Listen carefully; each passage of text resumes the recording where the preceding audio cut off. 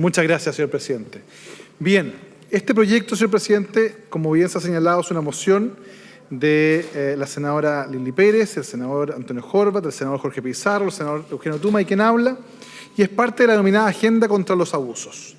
El creciente desarrollo de la industria del tratamiento de datos ha generado un verdadero desbalance entre el principio de la libre circulación de los mismos y la protección de la vida privada de las personas, tan en boga en los últimos días, y por tanto de los datos personales de los ciudadanos.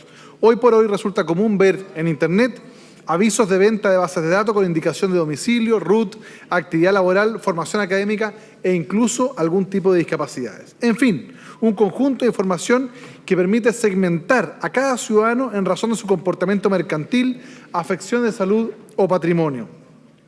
Al observar la experiencia comparada, surge como primera reflexión una preocupación al observar que mientras en Chile recién estamos discutiendo la conveniencia de proteger los datos personales, en Europa la discusión ya está versando sobre cómo enfrentar el fenómeno de la administración de datos en las redes sociales como Yahoo, Facebook, el derecho al olvido en ellas, y de hecho hay un fallo histórico, el 14 de mayo del 2014, la Corte Europea de Justicia, que hace un reconocimiento expreso a la protección del derecho al olvido en materia de Internet, es decir, que las personas tienen derecho a que cierta información de un individuo deje de ser tratada y publicada transcurrido un determinado lapso de tiempo.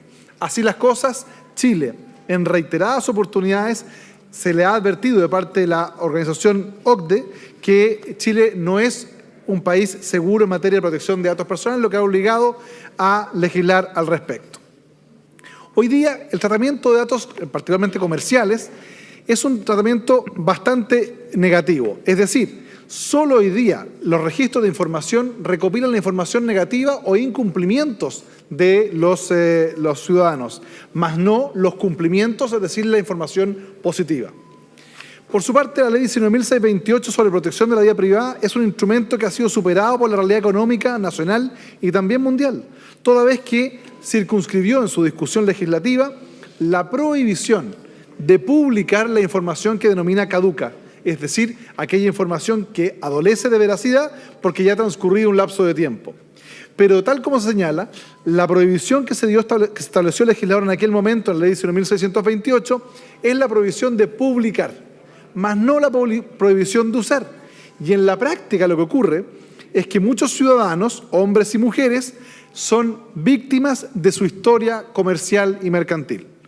Es entendible, y tal como ocurre en las economías desarrolladas, que el historial comercial de una persona lo acompañe a la hora de ser evaluado en el crédito. Pero el objetivo de la información comercial es establecer la capacidad real de pago y su comportamiento de tal.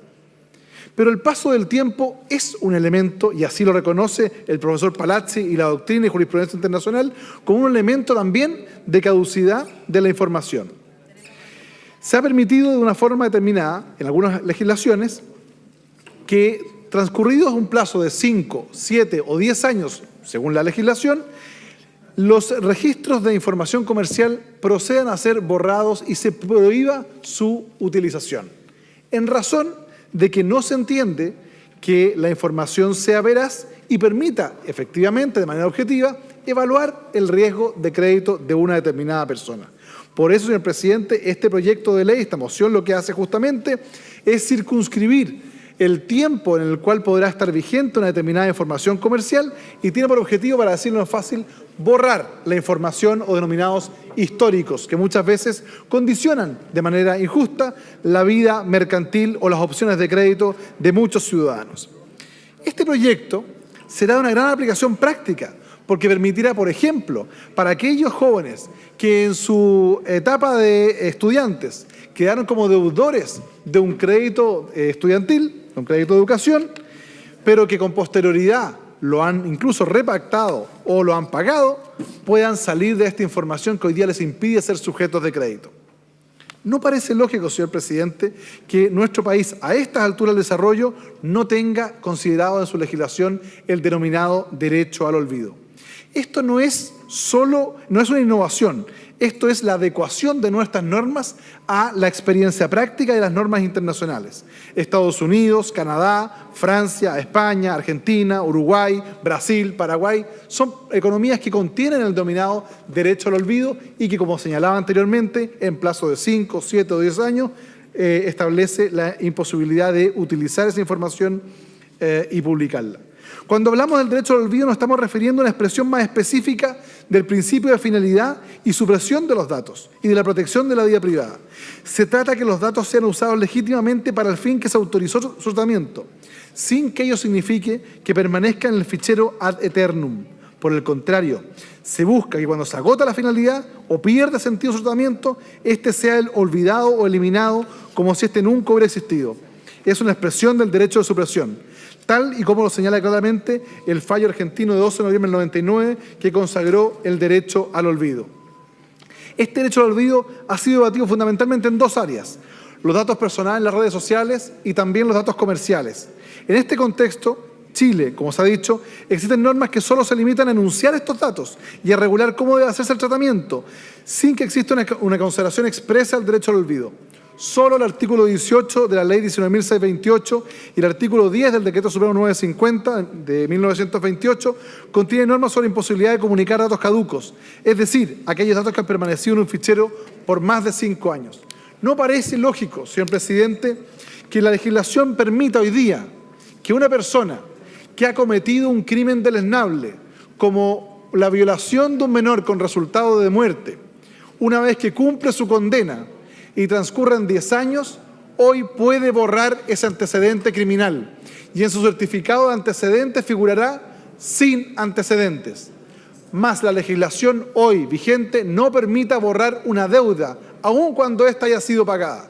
No parece lógico que nuestro ordenamiento permita borrar un crimen, más no borrar una deuda que incluso haya sido pagada. El bien jurídico protegido en el caso del crimen puede ser la vida, la libertad sexual o la libertad ambulatoria, mientras que en la deuda solo es la propiedad. En Estados Unidos, la Fair Credit Reporting Act es pionera en la materia.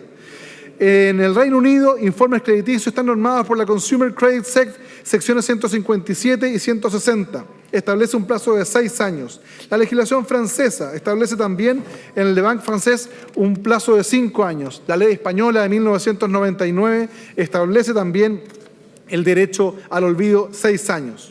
En consecuencia, señor presidente, este proyecto de ley lo que busca es terminar con los registros históricos que por el hecho de haber tenido una deuda en alguna oportunidad de la vida condiciona y limita la posibilidad de acceso al crédito en una economía que se basa en el crédito como es la economía nacional. El proyecto de ley contiene 4 artículos permanentes y 2 artículos transitorios. ¿Por qué 4 artículos permanentes?